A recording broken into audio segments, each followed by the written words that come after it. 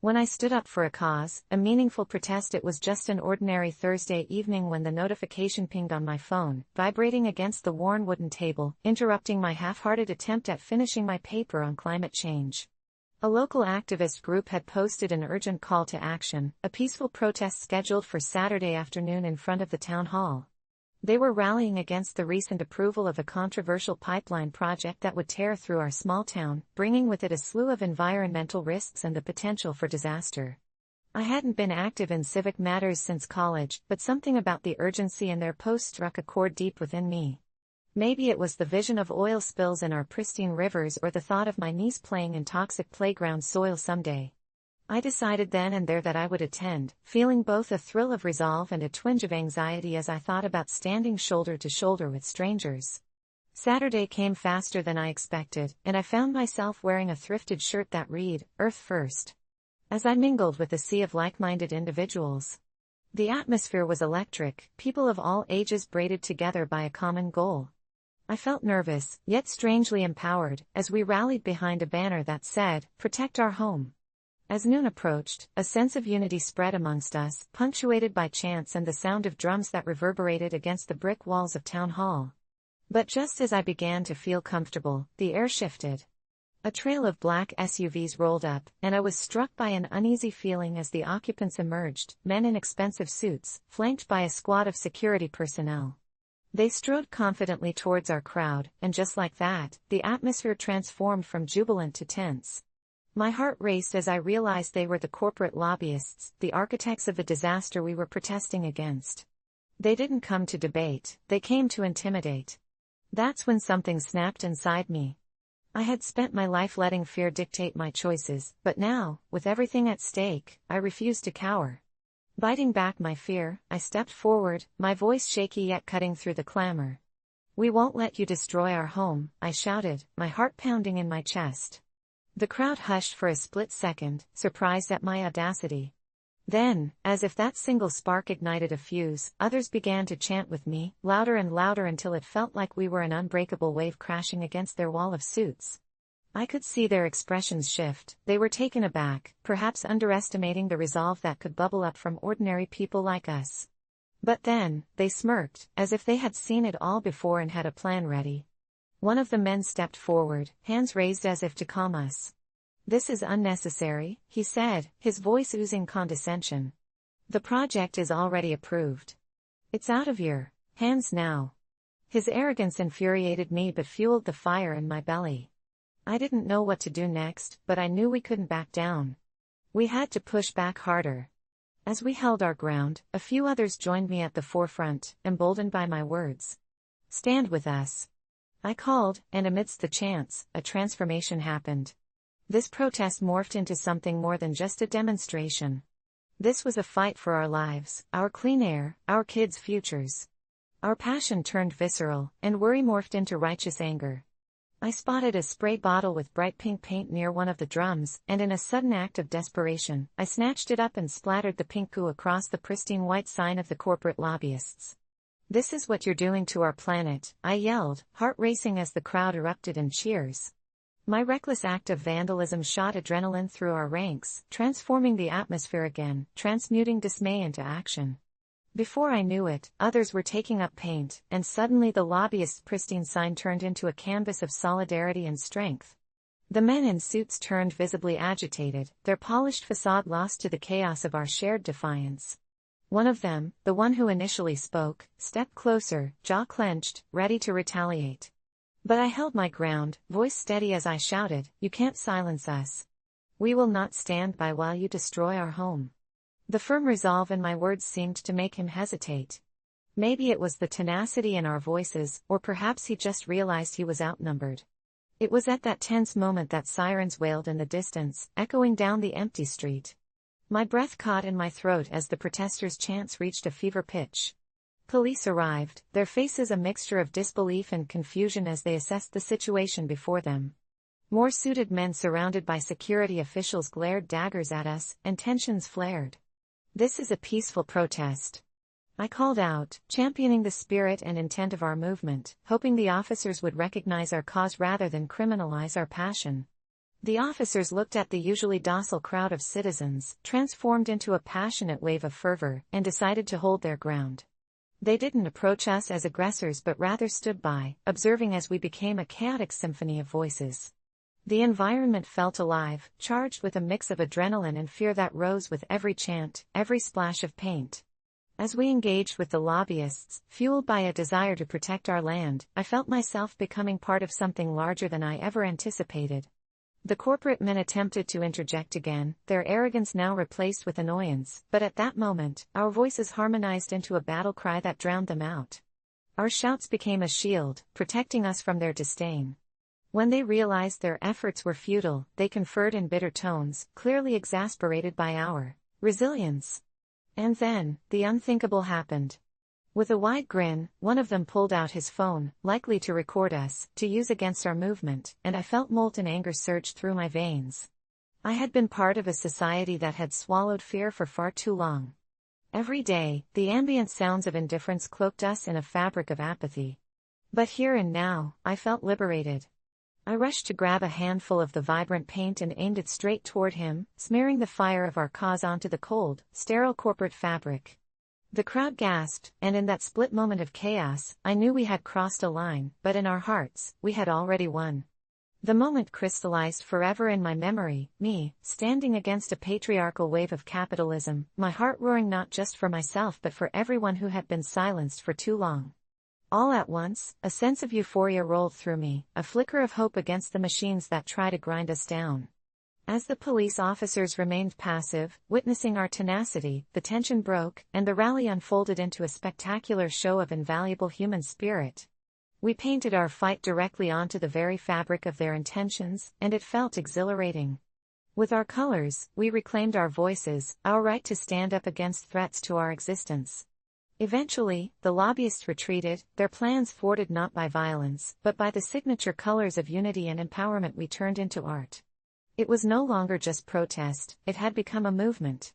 I turned to the crowd with tears in my eyes, and for the first time, I saw faces of real change, faces that reflected the passionate heritage of this earth. We pacified the storm that day, marking our place in history with paint, pride, and promises to stand vigilantly for our cause, no matter the odds. When we walked away that day, filled with adrenaline, we knew this was just the beginning. That fight wasn't merely for approval or acceptance, it was a full-throated call against numbness, an embrace of what could be, and a commitment to protect every breath we took. It was in the heat of that moment that I realized, sometimes you need to stand up, even if it means getting a little paint on your hands. I've always been the quiet type, the one who fades into the background, but that all changed the day I stood up to injustice, a bold move that's haunted me ever since. It started like a usual Monday. I was on my way to work when I noticed a crowd gathered around the old library in our neighborhood.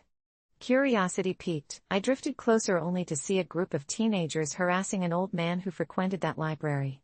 He was hunched over, his face a mask of weathered lines and deep sorrow, an unfortunate sight as he held a worn-out copy of Moby Dick. The kids laughed, mocking him, their voices dripping with malice. I could hear snippets of their insults. They called him crazy and a waste of space. I clenched my fists, feeling the familiar simmer of rage building within me, the kind of anger that feels like a tremor down your spine, but instead of walking away, I felt a strange pull, a fire igniting my cowardice. Seconds felt like hours, and before I knew it, I was moving. My voice shook but was surprisingly loud as I shouted for them to stop. The group paused, confusion rippling through them like a wave. I could see the surprise in their eyes, as if they had forgotten that anyone could oppose their cruel fun. I stepped forward, reminding myself that I had to be brave, and challenged them to pick on someone their own size. "Why don't you try that with me?" I said, hoping to deflect their attention away from the old man. They laughed, but not in disbelief. They laughed because they saw an easy target in me, a skinny guy in a t-shirt and jeans with no apparent courage to back my words. But the old man, he whispered something I couldn't understand. The kids turned their attention back to him, and all at once I realized I had just invoked a monster by standing up. One of the teens, a guy with a piercing tattoo on his neck, stepped forward, crossing the line into my space, and with every heartbeat, I knew things weren't going to end well. I barely felt the shove before I stumbled back, rain-soaked pavement catching my fall. The laughter erupted again, louder, harsher. I looked up, panic bleeding through my veins as I realized I had crossed a line I couldn't uncross. I was hyper-aware of the eyes around me. More bystanders had gathered, clutching their phones as if waiting for a spectacle. The old man stood up, his frail figure overshadowed by the chaos. But then something unexpected happened. Instead of retreating, he raised his hand, slowly, almost reverently, and said something so powerful that even the teens paused. He told them they were wasting their lives, that hurting others only diminished their worth, that he had seen true darkness and found his way out. His words hung in the air like thick smoke, and for a fleeting moment, I thought maybe they'd listen. But the atmosphere shattered when the tattooed guy stepped forward again, rage painted across his face like a sinister mask. "Shut up, old man," he yelled, and before I could process, he lunged forward, driving his fist into the old man's stomach. I felt my skin go cold. The air in my lungs vanished as I scrambled to my feet, charging at the group as adrenaline took over. I didn't know what I was doing. This wasn't me.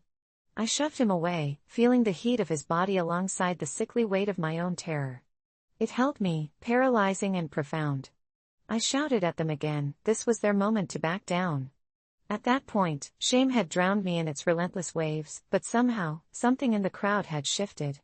Wordlessly, a few bystanders stepped forward, some shouted for help. The tide turned. The teens, sensing the change, cursed at me as they retreated, moving in a panic like startled roaches. I felt the universe spin back to normal, almost too fast, leaving a ringing silence punctuated only by the wheezing breaths of the old man I'd defended. I knelt beside him, and in that moment, I wished for nothing more than to erase the look of torment from his face. His eyes met mine, and they were filled with gratitude and something else, an indescribable understanding that cut through the haze of adrenaline. "Thank you," he whispered, voice trembling like the leaves on a stormy day. He rested a hand on my shoulder, and my chest swelled with a mix of relief and horror. We'd both been vulnerable today. I had faced the embodiment of cruelty, and I had seen my reflection, the spectator I'd allowed myself to be for too long. The police arrived then, and the momentum of the crowd shifted once more as witnesses began to recount the story. I sat there, stunned as officers spoke to the old man, taking notes, and I felt a pang of guilt for being the one to cause the chaos. It didn't end there, though.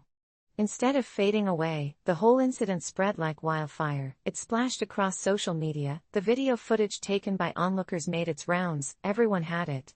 I was hailed as a hero by some, criticized by others who felt I should have minded my own business. But within me, a storm brewed as the nights passed.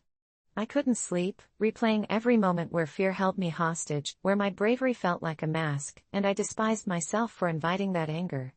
What if the old man had been hurt worse? What if those kids had come back? I didn't just expose them, I had uncovered something much darker in myself, the ability to stand when it could have just as easily been me cowering in fear. The last thing I remember was overhearing him speak on a news segment. He shared his own past of overcoming similar injustices, inspiring hope rather than division. Somewhere amidst all of this, my call to arms became a catalyst for many to voice their own experiences, to discuss the struggles of defending the vulnerable, and as inspiring as it sounded, I wished that day had never happened, that I hadn't felt the need to intervene. Months later, I still found myself glancing over my shoulder, expecting someone to confront me about that day or hunting me down in darkness. But as I sit here writing this, half a year later, I've learned that every act of real courage comes at a cost.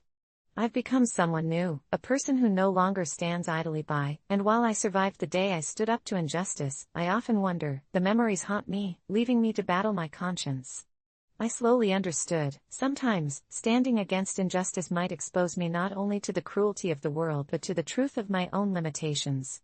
These days, I still go jogging past that library, and while I've never seen the old man again, I prefer to believe he's out there somewhere, sharing his story, inspiring others to be bold, knowing that our moments of bravery are more than fleeting, they can reshape our lives forever, for better or worse, a reckless game of fate we're all forced to play. I had just moved into my grandparents' old house, a creaky, weathered structure that had been in the family for generations, filled with whispers of the past cupped in the dark corners of each room. But it was during my first month of unpacking that I discovered the door to the basement, which loomed like a gaping maw beneath the staircase, and being a lover of the arcane and lost artifacts, I descended the steep wooden steps, each creak echoing like a warning from some long-forgotten ghost, and when I reached the bottom, I was met with an unsettling silence that clung to the air like fog, so I pulled the overhead light chain, and the flickering bulb finally sputtered to life, illuminating the space which was littered with dust-covered boxes and dilapidated furniture, all remnants of a life that once thrived here. But as I explored, I noticed the slight indentation in the far wall that seemed to glow faintly in the dappled light, and my curiosity piqued. I approached it, tracing my fingers over the cool, unforgiving surface until I found a hidden latch. My heart thrummed with anticipation as I pulled it open, revealing a narrow door that swung inward with a low groan, and stepping inside, I was hit by a wave of musty air that smelled of neglect and secrets long buried, and what lay before me was a room that didn't seem to belong to my grandparents or any of the previous owners we'd heard about. The walls were stark, devoid of paint, and the only furniture was a small table, a rickety chair, and a collection of mismatched boxes that looked as if they had been thrown together in haste, the contents spilling out at odd angles. But as I rummaged through the boxes, unease crawled beneath my skin. Old photographs, some framed, others crammed haphazardly, captured moments of stark-eyed children and stern adults who seemed to watch me with judgment, and letters written in faded ink that spoke of despair, longing, and a search for something long lost. One letter in particular caught my eye, detailing the writer's descent into paranoia, claiming there was a presence that lurked in the house, waiting to be fed by their fear.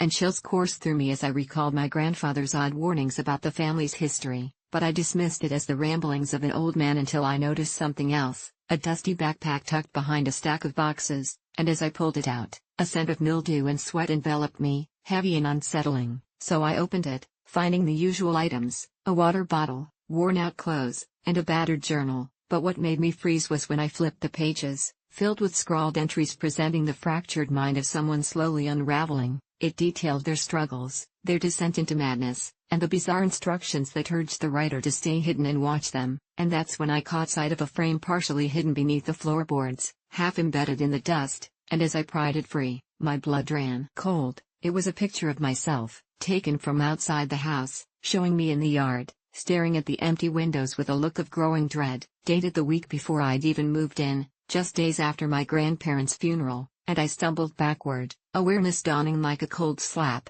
I was being watched, and whoever had left these things behind knew I was here, knew the minutiae of my life. Panic ignited in my chest, and with trembling hands, I backed out of the room, heart racing as I turned to leave, but the door slammed shut behind me, the darkness deeper now as I pounded against the wood, pleading to whoever might help, but no answer came, only the echo of footsteps that seemed to wander endlessly in the dark, muffled yet clear. And I felt the walls compressing around me, memories of the past converging and swirling, a cacophony of laughter, screams, and muffled whispers as if the house itself was alive. I pressed my ear against the door, but all I could hear was the distant, rhythmic thumping, a slow, deliberate beat that seemed to sync with my heartbeat, and just as I thought I might be losing my grasp on sanity, the door creaked open, revealing the darkened basement encased in shadows. My breath came quick as I peered beyond, terrified of what might lurk there. And before I could think, something cold brushed my neck, sending sharp jolts of ice down my spine. But when I spun around to confront whatever was there, nothing greeted my frantic eyes, just the echo of silence filling the air once again, threatening to swallow me whole. And with a surge of adrenaline, I fled up the stairs, the weight of unseen eyes following my every step. But as I reached the bottom of the staircase, I turned to cast one last horrified glance back into the black embrace of the basement, only to find the door wide open, revealing a figure silhouetted against the faint light as it stepped into view, someone wearing a familiar old coat with a face I recognized too well, or rather, I should have recognized but had hoped was gone forever.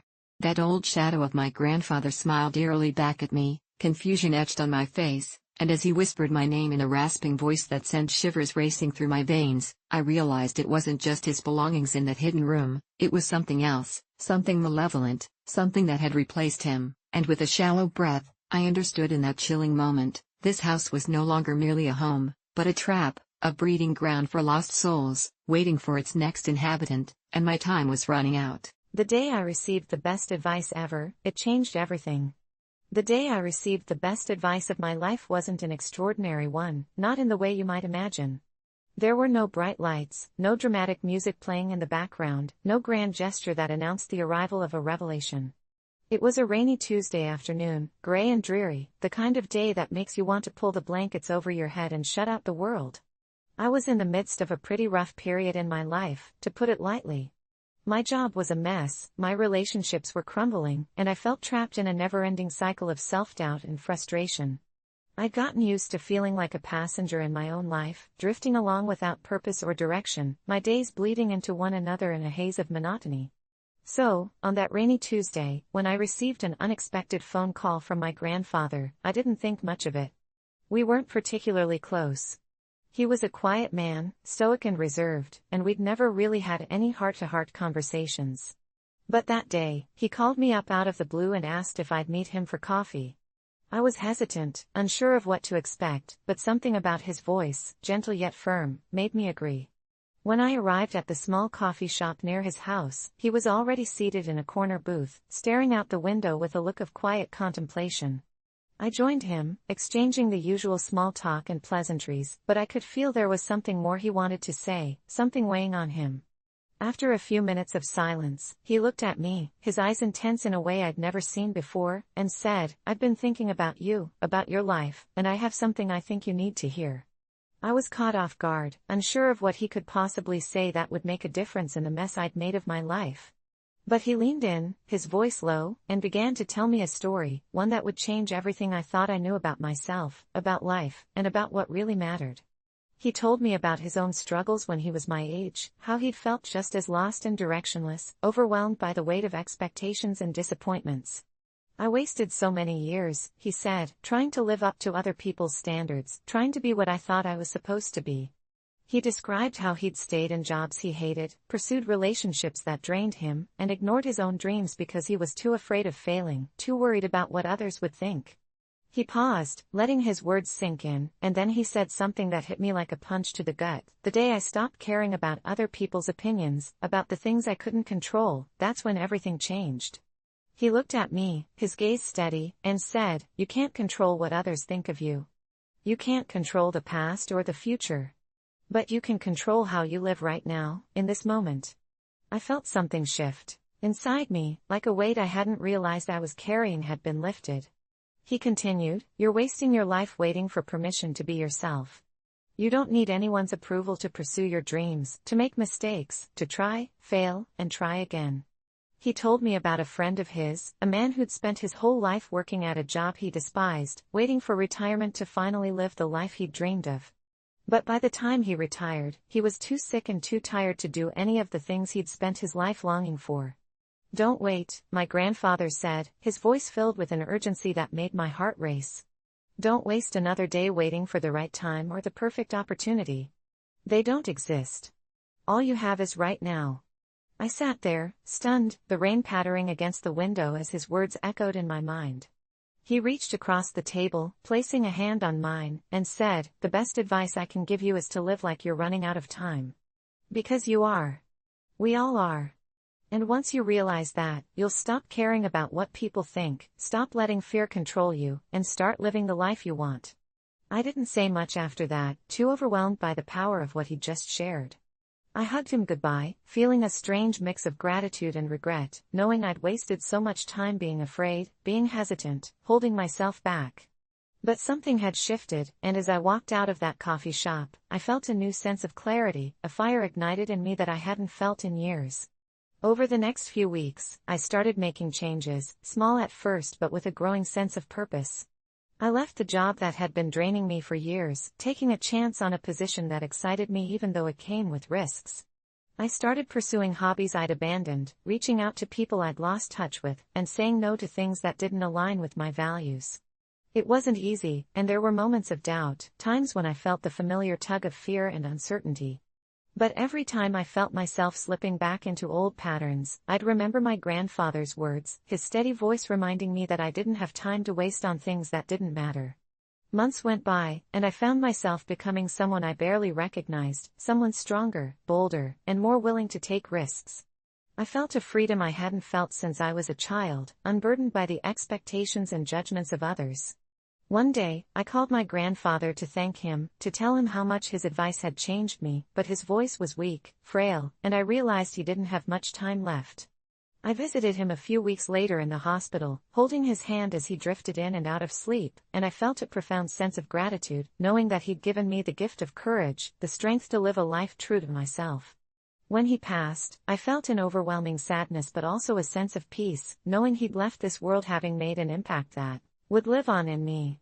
His words continue to guide me, a constant reminder to live fully, to embrace life's uncertainties, and to chase my dreams without hesitation. That rainy Tuesday, that conversation in a quiet coffee shop, it changed everything. It was the day I learned to live, to truly live, and it's a lesson I carry with me every single day, a reminder that life is too short to be anything but fearless. For as long as I can remember, books have been my sanctuary. When the noise of the world became too deafening, I could lose myself in the pages of fantastical realms where adventure never ceased and problems had solutions by the end of the chapter. But even escapism couldn't drown out the growing solitude that wrapped around me like a second skin. So, when I stumbled upon a flyer at my local library advertising a book club, I hesitated only briefly before signing my name in a neat cursive, my heart racing at the thought of meeting new people, even if they were fellow bibliophiles. The first meeting was set for the upcoming Friday, and I spent the week excitedly preparing, selecting my favorite book, and rehearsing potential conversation points in my head, anything to avoid the awkward silences that often accompany new social situations. On the fateful Friday, I arrived early, settling into a cushioned armchair, my fingers anxiously tapping against the spine of my well-loved novel. Warm sunlight spilled through the library windows, illuminating dust motes that danced lazily in the air. Other members trickled in, and soon the room brimmed with chatter. I was introduced to Clara, the club's leader, who wore a bookish charm like a badge of honor, and several other faces that I'd soon learned to recognize: Eugene, an older gentleman with a penchant for classic literature, and Mia, an intensely passionate college student eager to dissect contemporary works. The atmosphere vibrated with excitement as we selected our first book, the latest psychological thriller that had taken the world by storm.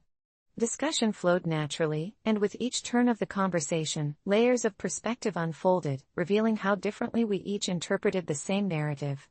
I felt invigorated, almost euphoric, connecting with people on a profound level, and I left that evening with a sense of belonging that I hadn't felt in years. But then, the meetings took an unexpected turn. As we delved deeper into the story, it became evident that one member, a brooding figure named Nathan, held an uncanny ability to extract meanings and themes that no one else seemed to notice. His interpretations quickly grew darker, suggesting sinister motives behind genuine characters as he spun elaborate webs of conspiracy and deceit. The rest of the group listened, ruminating in uncomfortable silence, and I began to feel the electricity in the air shift. It was no longer just a book club, it felt like a gathering of minds descending into a collective madness. Nathan's passion was infectious, and soon, under his influence, we found ourselves exploring theories that twisted our understanding of the narrative into something grotesque. We grew obsessed, once discussing books with enthusiasm, but now finding ourselves contemplating the grimmest of interpretations, analyzing symbols that weren't there and contorting character arcs into tragic fables. Week after week, we dove deeper into this psychological abyss, until one day Nathan brought a book that changed everything.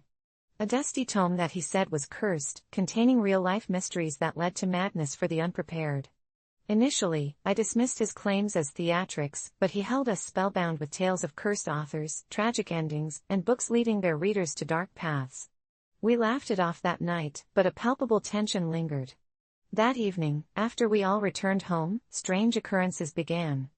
I received texts from numbers I didn't recognize, cryptic messages that paralleled the plot twists in our latest read.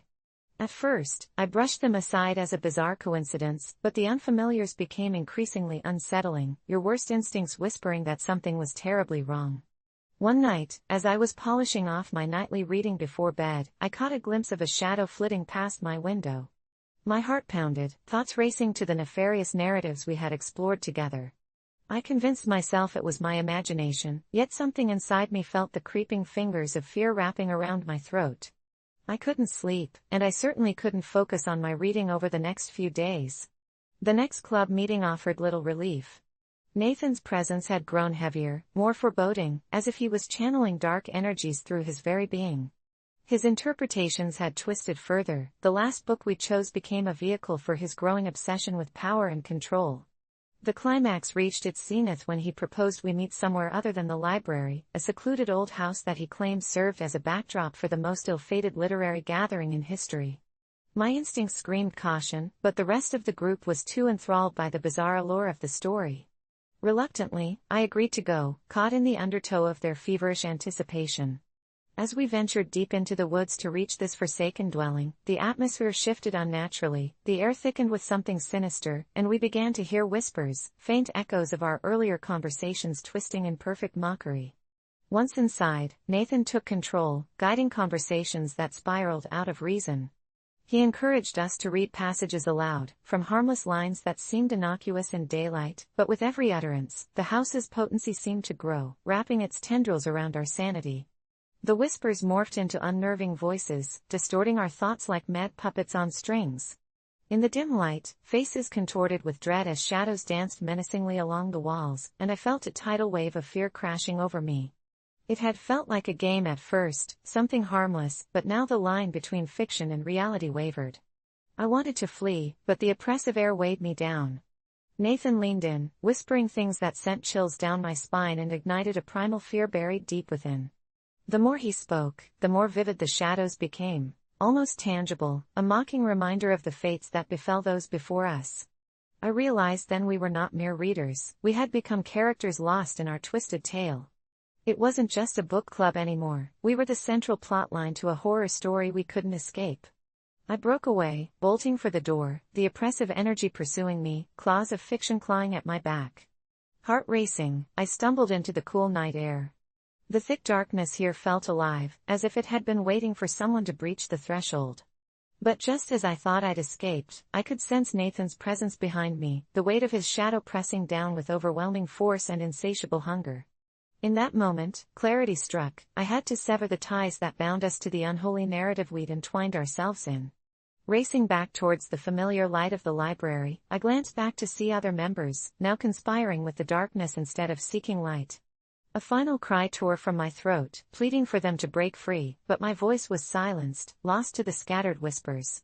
Eventually, I made it back, the solace of familiarity engulfing me. Though the books called me back, I'd learned a different kind of perspective, one riddled with the danger of obsession. Now, I watched the club from a distance, hesitant to step inside. Each meeting echoes through my mind, resurfacing the terror of being so deeply trapped in an elaborate narrative that reality twisted and turned into something sinister. I write this now, as a warning to anyone looking for camaraderie among the pages. Be careful of the book club you choose, and remember, not all perspectives are meant to be explored. Sometimes, it's best to close the book and walk away before it's too late. I moved to a small town nestled between dense woods and a craggy mountain range, drawn by the promise of a quiet life where neighbors greet you with warm smiles, but that allure was quickly snuffed out by the one chilling rule: don't look outside after sundown. At first, I laughed it off as a quaint superstition, much like the old wives' tales we used to share on rainy days. But every evening, as the sunset and the vibrant hues of twilight began to fade, I noticed my neighbors slipping into their homes, drawing heavy curtains while casting sidelong glances at the wooded edge of town, their faces pale and drawn. It unnerved me, this collective fear that blanketed the town like a heavy fog. Curiosity gnawed at me, and one night, after hearing the whispered warnings from my neighbor Margie about the watchers and the stories of those who had vanished after glancing out, I felt an inexplicable urge to see what lay beyond the threshold of my door. As the last sliver of light dipped below the horizon, I could hear the distant rustle of leaves and a low hum, almost like chanting, resonating from the woods, a sound that struck me with a primal fear. I resisted for a long moment but ultimately gave in, peeling apart the blinds just enough to peek outside. The world had transformed, cloaked in shadows so thick they seemed tangible, wrapping around the silhouettes of gnarled trees like grasping hands. My heart raced as my gaze was drawn to an unnatural movement at the tree line. A figure, cloaked in darkness, emerged from the underbrush, its gaunt limbs stretching unnaturally as it turned its head toward my window. I gasped and jerked back, my skin prickling with dread, but the thought of never knowing what that thing was propelled me back to the window. I looked again, and my breath caught in my throat. The figure was closer now, impossibly tall, with hollow eyes that glowed a sickly yellow, fixing me in a cold, unyielding stare that seemed to reach deep into my soul. Something inside me wanted to scream, but I found myself paralyzed, aware of the murmurs of voices rising from the depths of the woods, weaving an unholy chorus that seemed to beckon the creature forward. I finally tore my gaze away, backing away from the window, and in that moment I heard a soft tap, like a gentle knock on my door, but I knew it was no mere visitor. It felt like an invitation laced with malevolence. My heart thumped violently in my chest as I glanced at the clock, midnight. I thought of my neighbors, surely they had seen it too, perhaps their fear stemmed from something real. I crept to the front door, fighting against the raw urge to flee, and pressed my ear against the wood to listen. The tapping grew more insistent, morphing into a slow, deliberate pounding that echoed in my mind, and just as I was about to retreat, the sound stopped abruptly. Instead, I heard the faintest whisper, flowing through the keyhole like wicked smoke, "Let us in." Panic surged through me, and I staggered back, my instincts screaming for me to lock this place down, to do anything but invite unknown horrors into my sanctuary. I stumbled back into the dim light of my living room, fumbling for my phone, but my screen flashed no signal, plunging me deeper into isolation as thoughts of escape swirled in my mind like a tempest. Just when I thought the worst had passed, there was a bang at the window, a deafening thud that sent my heart racing anew. I turned, and there it was, the creature, silhouetted against the dim glow of the streetlight, its mouth moving soundlessly as if it were forming a name, my name. But I did what I had vowed not to. Without thinking, I charged toward the window, yanking the curtains aside in sheer defiance.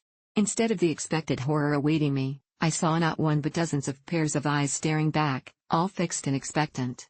They were all my neighbors, their faces pale and contorted with fear, mouthing the same word over and over, "Run." The chanting resumed, louder now, shaking me to my core, and I spun around to flee but stumbled on the rug, crashing to the floor as the shadows crept closer, dark and overwhelming.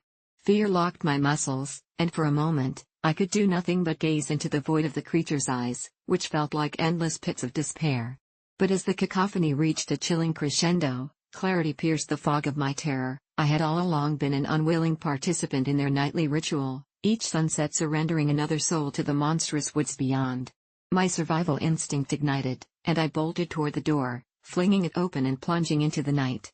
The icy air stung my lungs as I sprinted down the street, heart pounding, adrenaline coursing through my veins, with the whispers growing more frantic behind me. I could feel a momentum building, the darkness pulling and tugging at my very being, inviting me to give in, to turn back. The trees loomed closer, the chant swelling into a howl, a promise of unspeakable suffering if I dared to glance over my shoulder.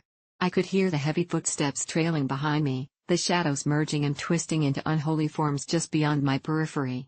Desperation surged as I broke through the tree line, fueled by the primal instinct to escape whatever fate awaited me in this accursed town. I ran and ran, branches scratching at my arms as the moon illuminated the erratic path ahead, until I burst onto a gravel road that bent away from the town and into dark nothingness. But the shrieks that filled the air behind me grew louder, overwhelming my senses. Life somewhere distant was held behind that threshold, and as the echo of that screeching chant haunted my very bones, realization struck. I was free of the town, for now, but would I ever truly escape the memories, the nightmarish calls drawing me back to the shadows? I could feel the dread seeping into my mind though, gnawing at the edges of my sanity, the undeniable truth that after sundown, I would spend the rest of my life trying not to look back. My neighbor's secret life, I never expected this. My neighbor's secret life, I never expected this. From the moment I moved into the quiet suburb, my neighbor Joe was the last person I thought would ever become a point of intrigue. He was the picture of normality, middle-aged, graying hair, glasses that slipped down his nose, and a meticulously mowed lawn. His house was an immaculate, single-story, cookie-cutter suburban home with the classic white picket fence, and every morning at 7:30 sharp, he'd be out there watering his flowers with that same steady hand and blank expression. Over the months, we exchanged the typical small talk, occasional nods, and awkward neighborly smiles, but nothing beyond that. Joe seemed to live an ordinary, uneventful life, that is, until the night I heard the sounds. It was around midnight when I first noticed it, strange thuds coming from Joe's backyard, followed by what sounded like muffled voices. I told myself it was nothing, probably a raccoon or maybe Joe moving something heavy, but the sounds continued night after night. Curiosity ate at me. On the fifth night, I finally decided to peek through the gap in my curtains, catching a glimpse of Joe under the dim glow of his porch light. He was dragging something large and bulky across his backyard toward the shed. The figure looked human-sized, covered in what seemed like a thick black tarp. My heart pounded as I watched him struggle to get it through the shed door before disappearing inside. I didn't sleep that night, my mind spiraling with possibilities, trying to convince myself it was just an old rug or maybe some broken furniture, but deep down, I felt something was wrong. The next morning, I casually brought up the noise to Joe when I saw him outside, hoping he'd offer some mundane explanation, but he just smiled in that unsettlingly blank way and said, "Must be the wind." I brushed it off, trying to resume life as normal, but things only got stranger. Every night, around midnight, Joe would perform his ritual, dragging something new to the shed, sometimes covered in black tarp, other times in what looked like burlap sacks. I tried to convince myself he was just a quirky guy with weird habits, but then came the incident that pushed me over the edge. One night, unable to sleep, I stood by my bedroom window, watching his movements, when suddenly, his head jerked up. He looked directly at my window, like he knew I was there, even though I'd been standing in the dark. I quickly backed away, my heart racing, but the next morning, I found a handwritten note slipped under my door. "Some things are best left unseen." My hands shook as I read it. Was he threatening me? Warning me? I couldn't tell, but it sent a chill down my spine. I tried to avoid Joe after that, but every encounter felt heavier, his casual smiles masking something far more sinister. I considered calling the police, but I had no real evidence, just paranoia and a gut feeling. Then, one evening, I was walking past his house when I noticed something strange about his car. The trunk was slightly ajar, and from the gap, I could see a flash of what looked like dark stained fabric, and a heavy, metallic scent filled the air. I forced myself to keep walking, but every fiber of my being screamed that something was very, very wrong. Days passed, and I found myself obsessively watching his house. The shed became the center of my fixation. Why was he so secretive about it? Why only go there at night? Desperate for answers, I made a plan. Late one night, when the entire street was dark and silent, I snuck into his backyard, my pulse hammering in my ears. I crept toward the shed, trying the handle, but it was locked. Just as I was about to leave, I spotted a small, dusty window on the side. I peered through it, squinting to make out the shapes inside. My heart nearly stopped. The walls were covered in newspaper clippings, all detailing missing persons cases from the surrounding area, some dating back years. Pictures of smiling faces, red strings connecting them, and handwritten notes filled the space. And in the center of the shed was a chair, chains bolted to its arms and legs, stained with something dark. I staggered back, bile rising in my throat, my mind racing. I had to get out of there, to call the police, to do something. But just as I turned to leave, I froze.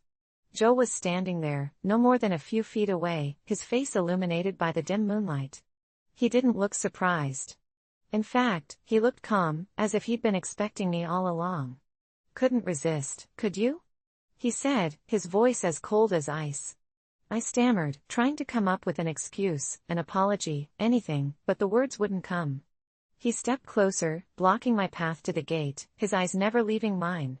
"I warned you," he murmured, his voice barely above a whisper.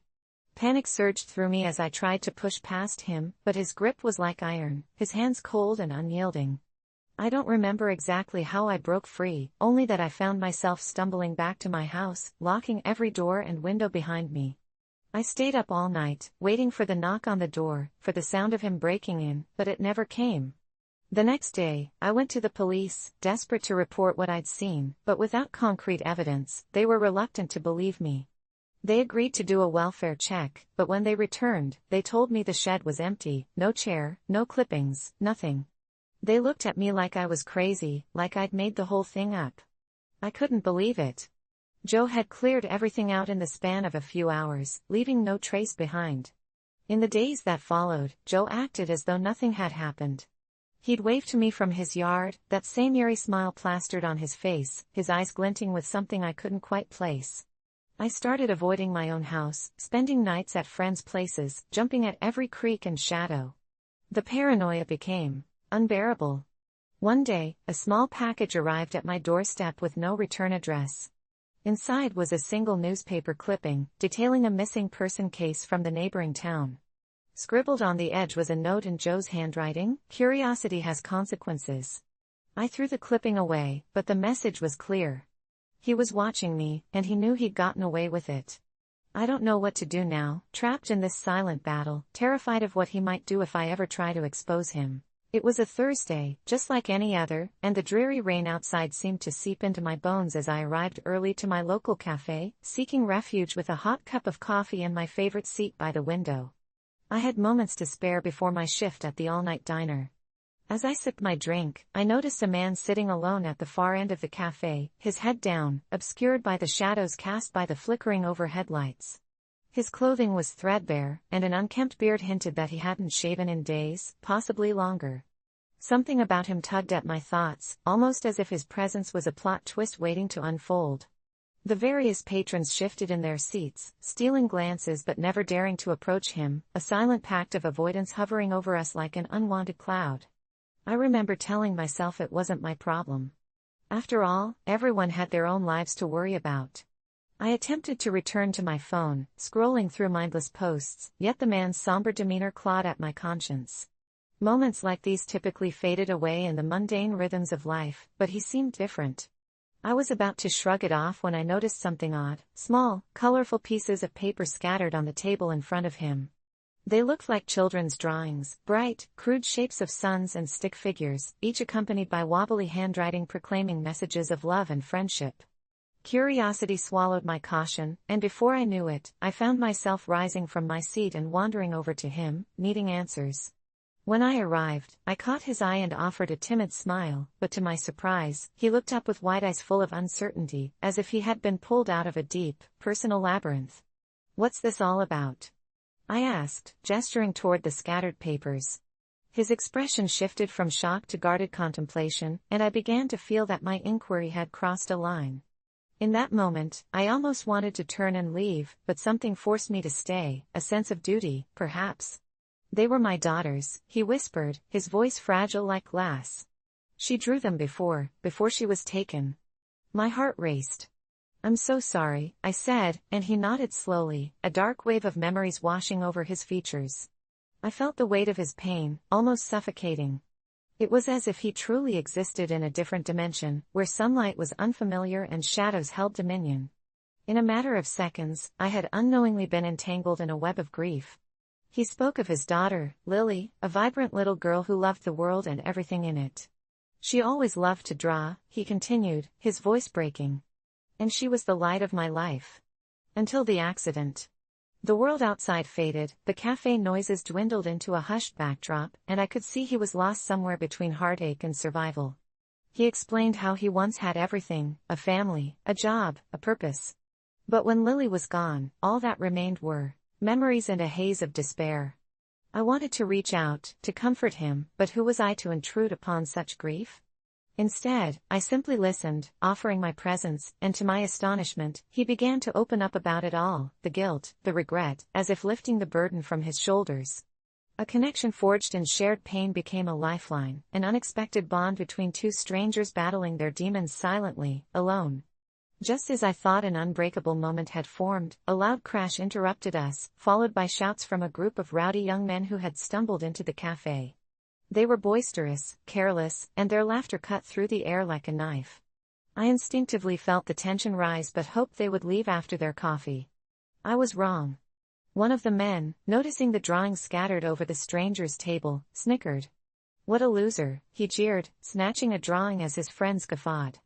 My gut twisted in outrage. It was surreal. Here I was, captivated by this man's story only to see him tormented anew for no reason at all. I knew I had to do something, but the rational part of my mind screamed that it wasn't my fight, that it wasn't worth getting involved. But without thinking, I stepped forward. "Hey, leave him alone. You don't get to trash his stuff." To my surprise, the group fell silent, their laughter dying as they turned their eyes on me. For a moment, I questioned my sanity. I was just a waitress who had ventured far beyond her comfort zone. But something flared within me. "What's wrong with you? Can't you see he's been through enough?" In that instant, the stranger looked at me, his eyes wide with bewilderment, and I realized I was fighting not just for him, but for a glimpse of humanity in an increasingly indifferent world. The men exchanged glances, their bravado faltering under the weight of confrontation. "What are you gonna do about it, huh?" The leader of the group slurred, narrowing his gaze on me. Adrenaline surged through my veins, and the thought of backing down didn't hover even for a second. "You really want to find out?" I challenged, not even sure if I was willing to escalate further but desperate to defend a man who needed it far more than I then. Unexpectedly, the stranger stood beside me, trembling but resolute. In that moment, the room crackled with tension. I had inadvertently struck a chord, igniting a unity born of unexpected kinship. The group sneered and began to disperse, their bravado melting as they realized we weren't going to sit back quietly any longer. As they retreated, I turned to the man beside me, our eyes locking in a shared moment of triumph. "Thank you," he said, voice trembling yet powerful, echoing gratitude and a new sense of hope. We shared a quiet understanding, a bond born from a moment of bravery that neither of us had anticipated. In that dreary cafe on that unremarkable Thursday, I learned that sometimes, standing up for a stranger can lead to a connection far deeper than any initial signal of human suffering. And although I didn't know it then, this was the day our lives intertwined, setting forth ripples of change that would span far beyond our unfathomable pain. Minutes turned into hours, our conversation flowing naturally as if we had been longtime friends. We shared stories, laughter, and for the first time in years, I could see a flicker of the man he once was returning to him. That day we forged an unexpected bond that would transcend the cafe's four walls. And though I returned to my job at the diner afterward, I carried with me the energy of that moment, how a simple act of standing up could shatter the cocoon of isolation that enveloped both of us. We exchanged numbers before parting, knowing full well that our lives had somehow become entwined despite the odds. The darkness didn't vanish overnight. But from that day forward, I no longer felt the weight of the world alone. I found strength in the connections we made, knowing that even beneath the surface, we all shared the same wounds. I wish I could say that every rain-soaked Thursday thereafter brought joy, but life is never that simple. Yet the bond we formed remained, resilient even in the darkest storms. In the aftermath of loss, loneliness transformed into something beautiful, a story woven by unlikely heroes united through courage. I learned that sometimes standing up for a stranger isn't merely about the confrontation, it's about the raw humanity that emerges when we refuse to turn away. And though it started with a random act born from desperation, it evolved into a lifeline that saved us both from a place of silent suffering, proving once more that a moment's bravery can spark change that echoes through our lives forever. I joined an online forum called The Watchers, drawn in by a thread claiming to connect people like me, those who felt an eerie, unexplainable presence lurking just out of sight, the kind of presence that gnaws at your senses until you're convinced you're being watched and weighed down by a fear that someone, or something, knows every intimate detail of your life. The stories there ranged from ghostly encounters to strange synchronicities, and though skepticism flooded my mind, I found myself captivated. My sleepless nights spiraled into increasingly intriguing posts about figures seen out of the corner of your eye, shadows that danced when no one was around. It all felt so relatable, almost comforting, until a new user named observer_37 appeared. They spoke with an unsettling authority, claiming they could see what the rest of us could not, and warned us not to invoke entities that were better left untouched. Naturally, curiosity got the better of me, and I began a private conversation with observer_37, a decision I regretted almost immediately. They asked for my address, ostensibly to send me safeguards, but I hesitated. How could I trust someone I'd met online? After days of paranoia and second-guessing myself, I ended up sharing the information, intrigued by the idea that someone might understand my experiences. The next morning, a package arrived at my door containing a simple black stone with strange, etched symbols that pulsed with a warmth that felt oddly familiar, almost welcoming. I posted about this in the forum, sharing my excitement, but observer_37's response was unnerving. "You don't understand what you've invited into your life." Dismissing their tone, I decided to keep the stone close, thinking it might ward off the dread that had grown roots in my mind. That night, as I drifted into sleep, I felt it, a cold breath sliding down my neck, and I awoke to find my bedroom shrouded in a strange mist. The sky outside appeared bruised under a heavy cloud cover, and the presence I had felt for so long now solidified into something tangible, standing at the foot of my bed, an indistinct silhouette that pulsated with darkness. I blinked hard, and like a mirage, it vanished before I could fully comprehend it. I rushed back to the forum, desperate to share my newfound terror, yet the site was down. Panic swelled as I tried to log in, yet I was met with error messages. It was as if the Watchers had never existed at all. In a strange amalgamation of fear and disbelief, I decided to reach out to observer_37 directly using the email attached to their profile, and in my desperation, I typed furiously, pleading for answers. The reply came mere moments later: "You must return the stone and stay away from the forum. It's connected to what's coming." I felt that gnawing dread return, a sick sense of inevitability creeping down my spine as reality blurred around me. Days passed, each more suffocating than the last, with objects in my home moving on their own and a gut-wrenching sensation of being pursued gnawing at my sanity. My phone buzzed with notifications that seemed to be from random numbers, only to disappear before I could read them. I felt like the walls were closing in, and even in the company of friends, I felt entirely alone, burdened by a weight that no one could perceive. One night, as I lay awake replaying every detail in my mind, the stench of smoke filled my nostrils, thick and cloying. I jumped up, scanning the room until I noticed the stone had transformed into a pulsating, ember-like creation, energies colliding in a chaotic dance. With my heart hammering in panic, I gripped it tightly, and a voice whispered through my mind, sharp and jagged, urging me to let it in. I didn't know what that meant, but the shadows on my walls began to whisper secrets, calling me to join them for all eternity.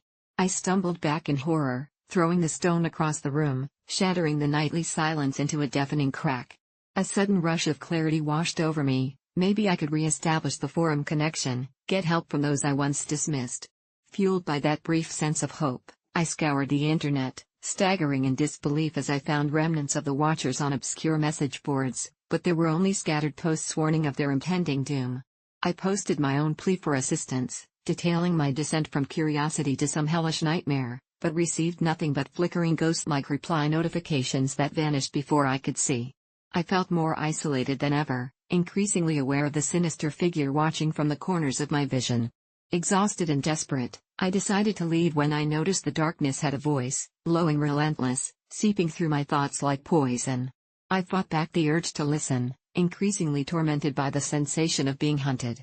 Finally, a night broke through as I had nowhere left to turn, and I took a deep breath, preparing to burn the stone, my last act of defiance. As I held the flame to its surface, the screams of the damned echoed in my ears, and the air thickened, swallowing me whole as the world spun violently, embracing a chaos I didn't understand. And in that instant of destruction, a resurgence of memory flooded my mind. I had shared my address not just with a stranger, but perhaps with something unfathomably darker. With the stone reduced to powder, I saw, truly saw, that person standing behind me, face twisted in a smile that revealed more darkness than I could ever comprehend, and before I could scream, I was pulled into an abyss of shadows, where I realized too late that I was no longer just a watcher. I had become the observed, destined to roam endlessly in search of the curious souls who would succumb to the whispers echoing from the void.